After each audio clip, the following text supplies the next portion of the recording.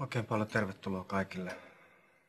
Hirveän hienoa, että näin moni pääsi taas tulemaan. Jarkko, mitä jos sä aloittaisit tänään? No hei kaikille, mä oon niinku Jarkko ja mä oon alkoholisti. Mä oon ollut nyt 4 kuukautta juomatta. Voisitko sä kertoa, että sun oman näkemyksen siitä, että minkä takia sä oot juonut?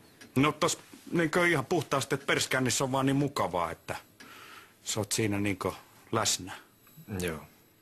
Joo. Voit sä kertoa vielä vähän tarkemmin? No en mä kyllä millään viittis nyt näissä yhteyksissä ruveta tällaisia purkaan, että tää on aika...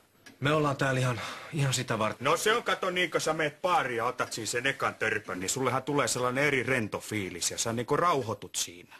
Ja tunnet niinku sellaisen hyvän tunteen ja kato, elät siinä läsnä. Ja sit jos siinä niinku vähän aikaa istuttua ja katseltua sä ajattelet, että no mä otan tosta yhden lonkeron ja kiskot siinä joku napsun. Niin sullahan alkaa niinku, tiedätkö, juttu luistaa ihan täysin tuntemattomien ihmisten kanssa ja siinä niinku tuntee itsensä niin hyväksi ihmiseksi. Ja samalla niinku jotenkin, tiedätkö, rakastaa niinku muita. Et siinä niinku hävii ensinnäkin niinku ajantaju aivan täysin, tulee sellainen niinku suvaitsevaisuus ja lämpö myös muita kohtaan. Että sä oot niinku sinut itses kanssa. No sit jos siihen vetää niinku oikein kunnolla tärpättiä niin, että ihan huppu heiluu, niin siinä tulee sellainen niinku filosofinen fiilis. Että hetkinen, nyt on kato semmonen tilanne, että nämä mun huolet, niin nämä on ihan mitättömiä. Niin just. Että nämä on niinku kosmisessa näkökulmassa, jonka mä tähän nyt, siinä on niinku, ettei siellä ole mitään.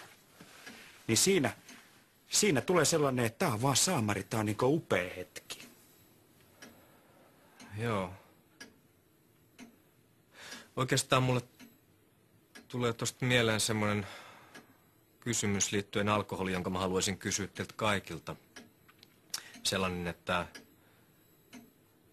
huvittaisiko ketään lähteä tuohon myhäilevään matruusiin, siinä on happy hour vielä 12. No kyllä mä voin tosta yhden lähteä ottaa. Otetaan niinku vähän enemmän kerralla, kun kerran nyt laitettiin menemään. Niin...